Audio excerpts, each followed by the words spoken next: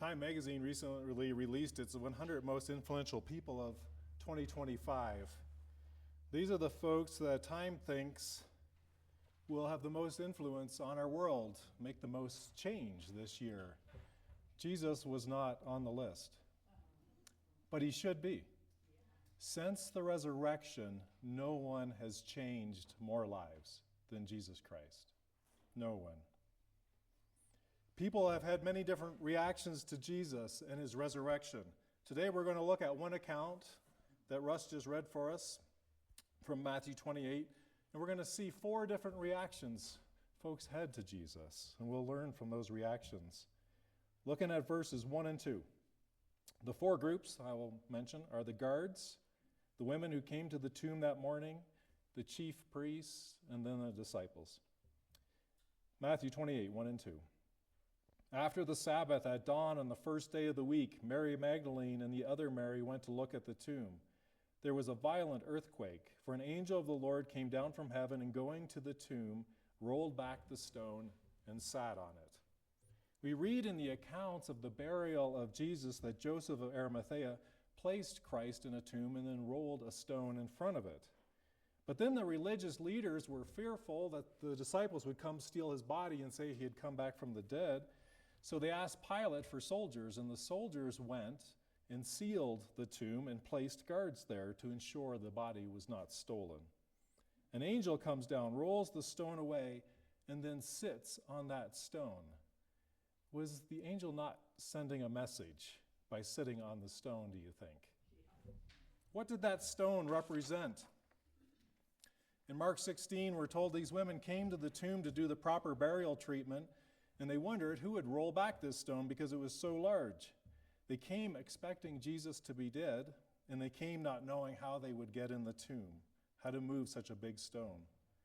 The chief priests and the Roman soldiers thought the stone was going to keep any disciples from removing his body.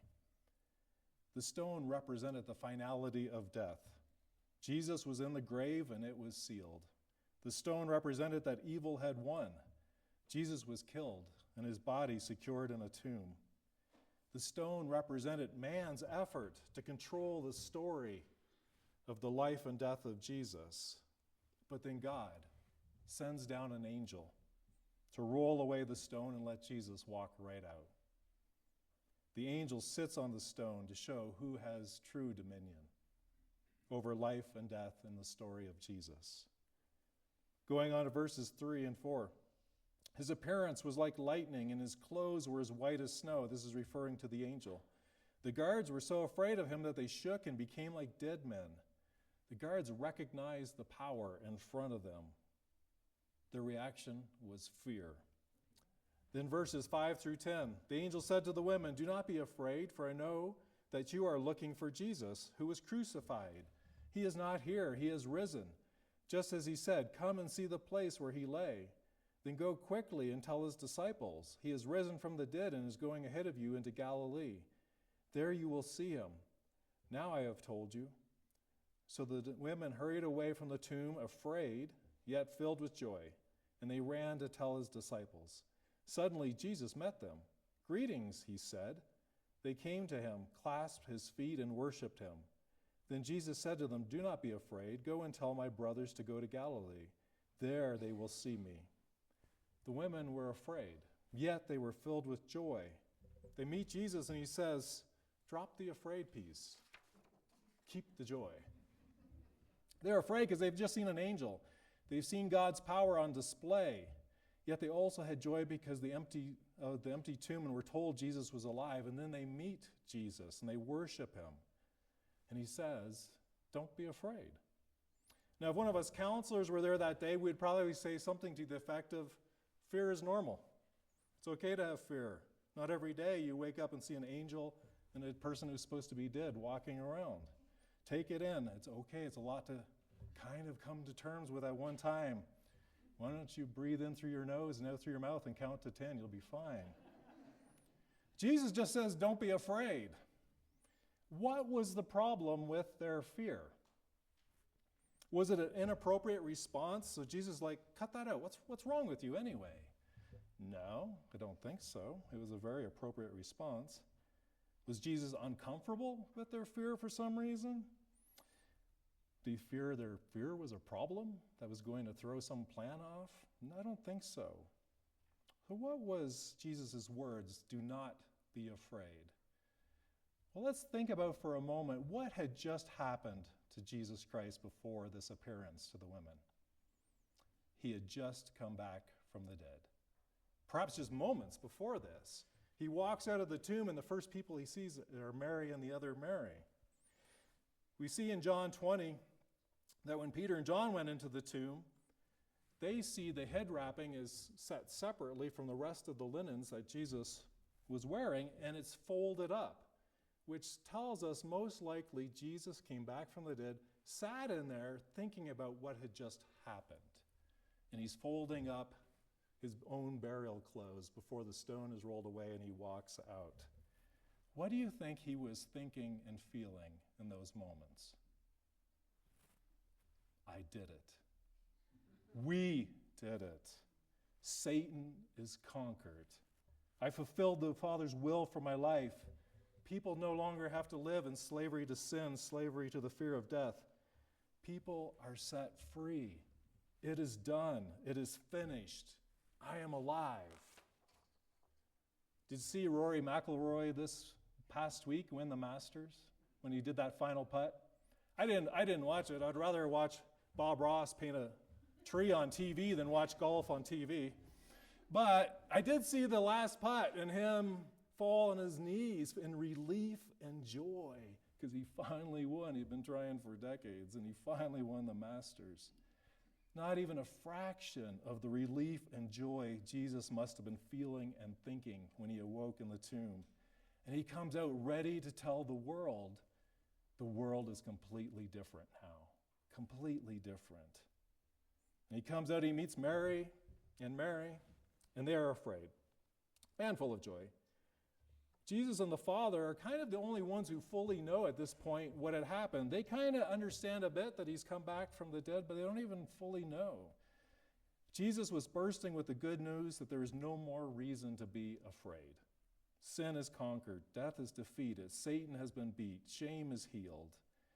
When Jesus came out of that tomb, the world was truly a different place than when he went in. Mary, don't be afraid. Yes, your joy is good and your worship is good, but you don't have to be afraid anymore. The women fall at his feet and worship Jesus. To some degree, they realize what just happened, that he had come back from the dead. He is the Son of God.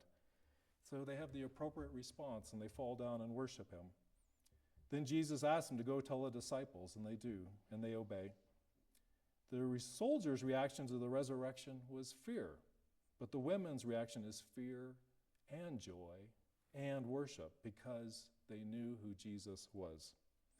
When we realize who Jesus is and what he has done, that is the appropriate response to worship him, to recognize him for who he is, to worship in gratefulness for what he has done for us through the cross. Because God defeated death, because the tomb was empty, because Jesus was dead and now alive, there is always hope. There is no place too dark, too desperate, too far gone where God cannot bring life, healing, bring resurrection. The next scene in this account, verse 11. While the women were on their way, Jesus had sent them to the disciples, some of the guards went into the city and reported to the chief priests everything that had happened.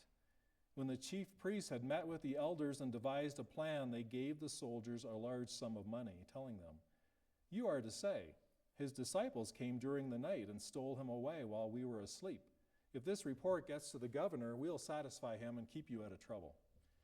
So the soldiers took the money and did as they were instructed, and this story has been widely circulated among the Jews to this very day. The guards saw what had happened and reported it all to the chief priests. And amazingly, their response is, let's cover it up. Let's cover up the truth of the resurrection with a lie.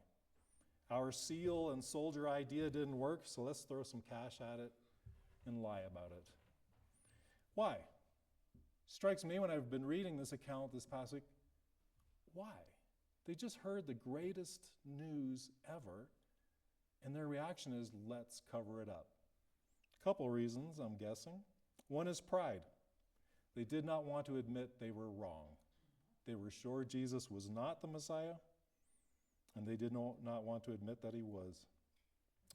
And their pride was hurt because they had devised a plan, and they thought they were going to be victorious, and now they find out they're not. They didn't want to admit they had been defeated. Today, this can still be a roadblock for believing in Christ and the resurrection. We don't want to admit that we were wrong about who he is and what has happened. Another reason is that all they could see was what they had to lose and not what they had to gain.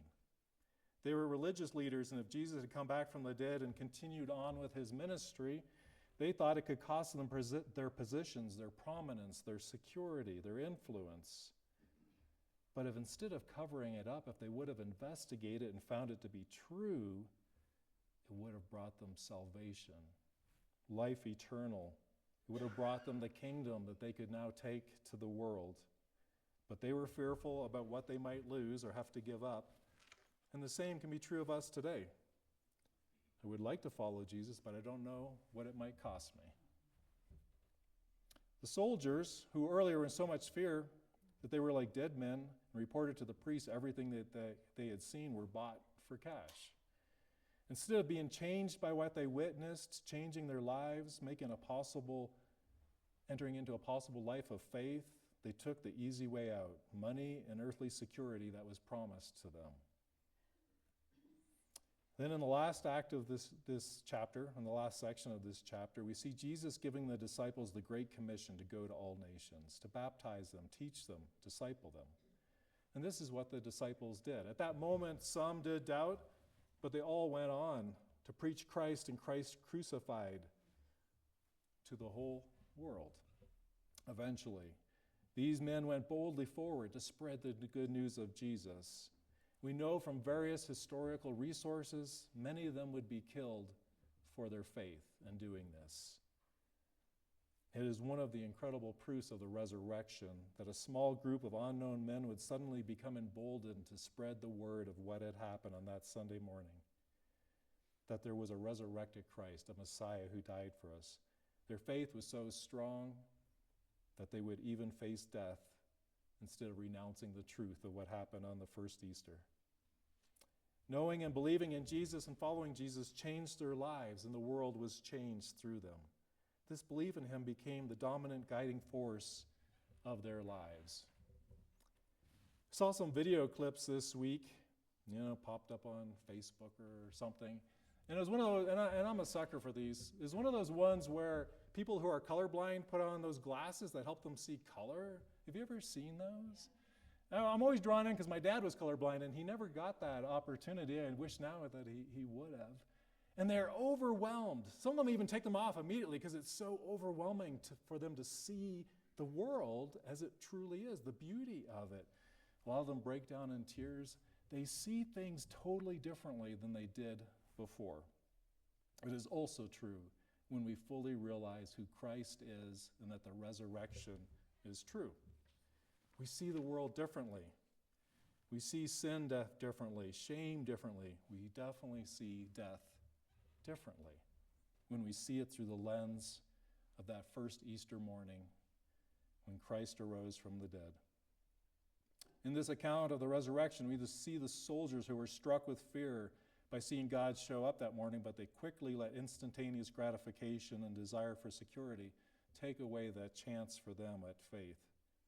Then we see the chief priests who were told about what had happened that morning, and they just continue on with their previous agenda as if nothing had happened. Then we see the two Marys who realized Jesus had come back from the dead and is the Son of God. They fall at his feet and they worship him. And then they go and they obey his requests. And finally, we see the disciples who meet Jesus after the resurrection.